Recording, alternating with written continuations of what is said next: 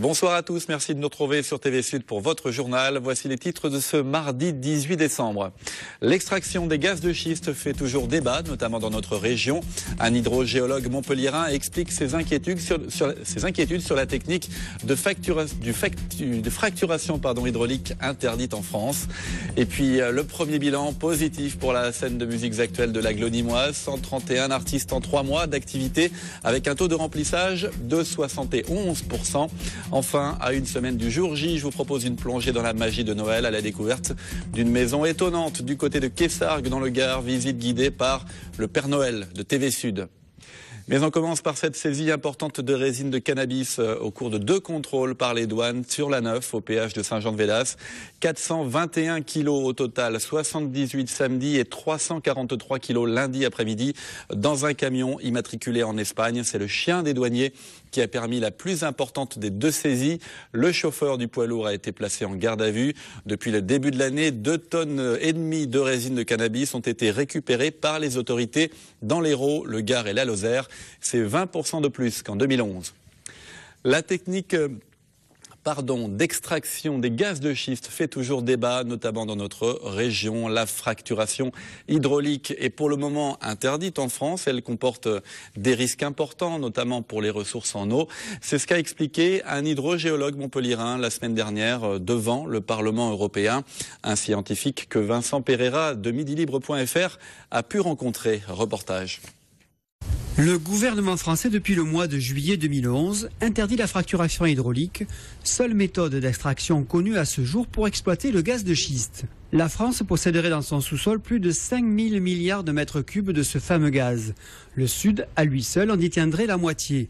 Les réserves qui sont un facteur d'indépendance énergétique et de création d'emplois, jusqu'à 100 000.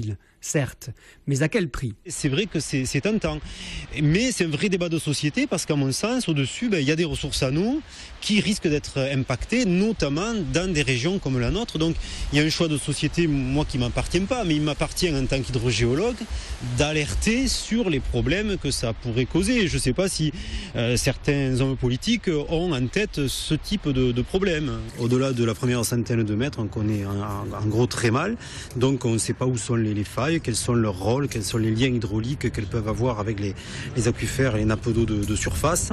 Et moi, ce qui m'inquiète, c'est les échelles de temps. À partir du moment où on va polluer le sous-sol à une profondeur donnée, ces pollutions vont pouvoir migrer avec un temps de parcours qu'on est incapable de maîtriser, plusieurs années, plusieurs dizaines d'années, je ne sais pas. En l'état actuel des connaissances et des techniques qui sont mises en avant, il me semblerait raisonnable de patienter un peu avant d'éprouver ces techniques. Si on s'appuie sur le retour d'expérience des États-Unis, on peut quand même être inquiet, puisque les premières études épidémiologiques commencent à apparaître aux États-Unis, à la fois sur des animaux, sur des êtres humains, où on a certains types de cancers, comme le cancer du sein, qui sont en hausse. C'est quand même assez étonnant dans un pays comme les États-Unis. De la radioactivité dans certains puits. Donc je crois j'ai peur qu'au moment où les États-Unis se désengagent pour des problèmes environnementaux, nous on y mette un pied. Et on reste dans la santé publique avec la parole donnée aux usagers de la santé. Un premier débat régional ouvert au public qui va se dérouler ce mercredi à partir de 17h30 à la Maison des étudiants, Espace Richter à l'Université Montpellier 1. Un débat organisé par la CRSA, Conférence régionale de la santé et de l'autonomie, présidée en Languedoc-Roussillon par le professeur Henri Pujol. Le célèbre cancérologue compte beaucoup sur l'expression la plus large possible des usagers de la santé. Écoutez.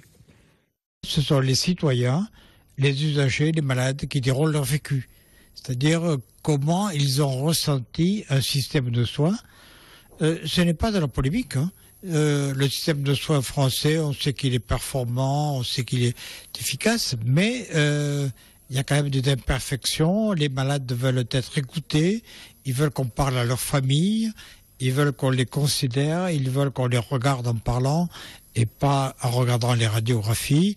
Donc il y a beaucoup de respect que les malades demandent.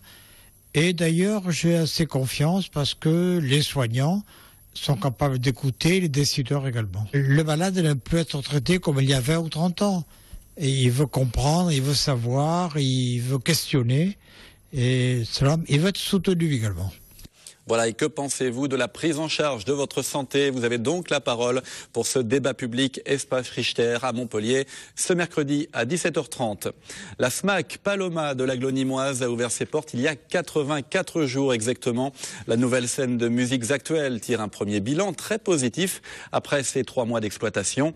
Un taux de remplissage moyen de 71% et 131 artistes déjà reçus. Et pas des moindres, on peut citer Mars Attack ou encore Chaka Ponk.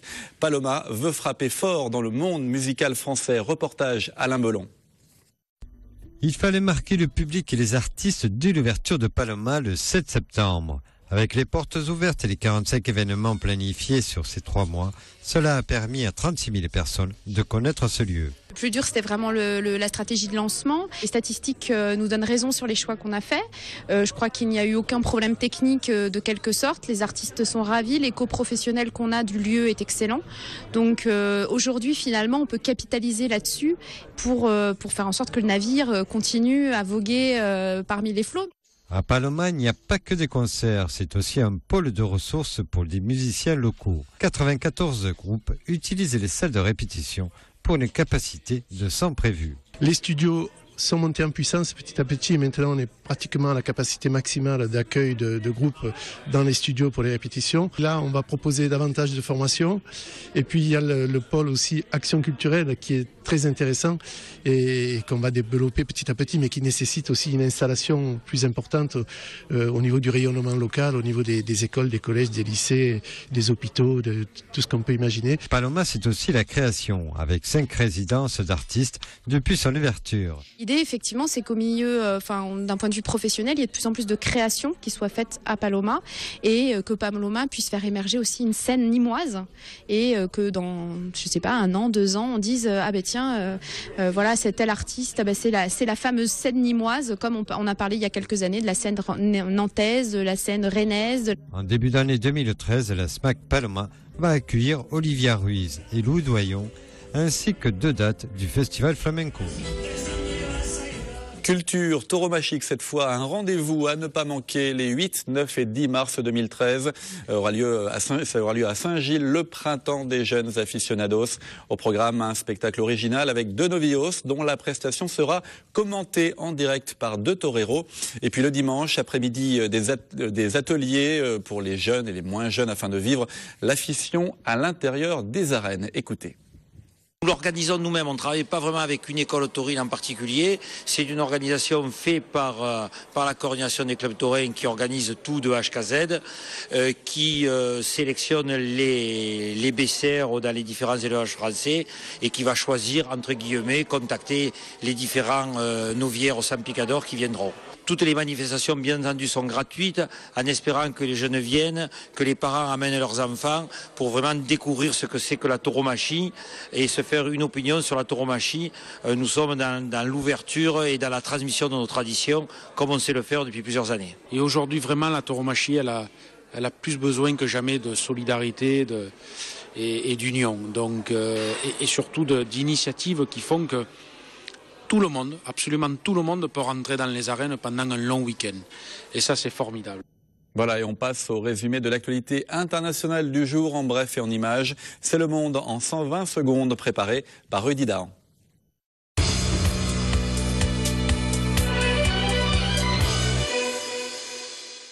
Un journaliste de télévision américain et son équipe enlevée il y a 5 jours en Syrie viennent d'être libérés selon la chaîne NBC News.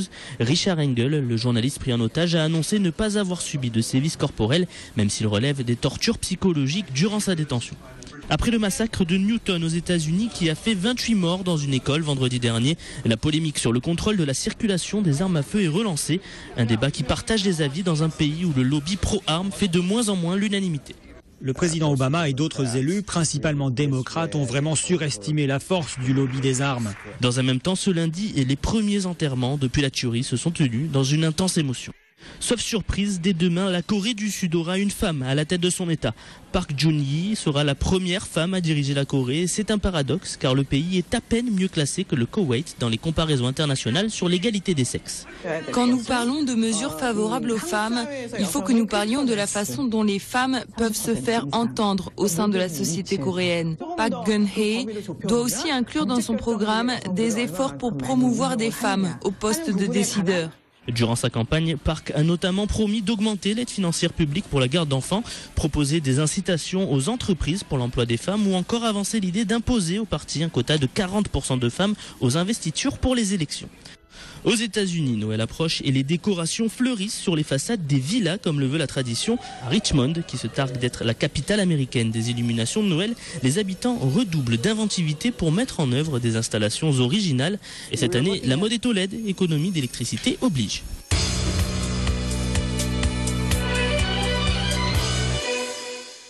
Et vous pourrez suivre toute l'actualité internationale, nationale et régionale ce soir à partir de 22h dans le 22 minuit. 2 heures d'infos en direct et en continu présentées par Julien Desvages. Et vous l'avez vu dans le 120 secondes, cette maison décorée aux États-Unis, eh bien, à une semaine du jour J, il suffit d'aller dans le Gard pour trouver une maison tout aussi festive. La magie de Noël se répand un peu partout, y compris dans la rédaction de TV Sud. C'est notre Père Noël maison, Olivier Michel, qui s'est précipité avec sa grosse voix et ses musiques traditionnelles.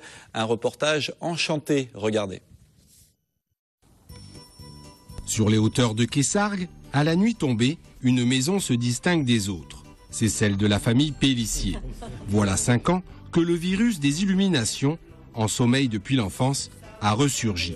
Il y a eu un prix de décoration de Noël sur la ville de Kessargues. Nous avons voulu participer, on s'est pris au jeu et maintenant on a bien développé la chose.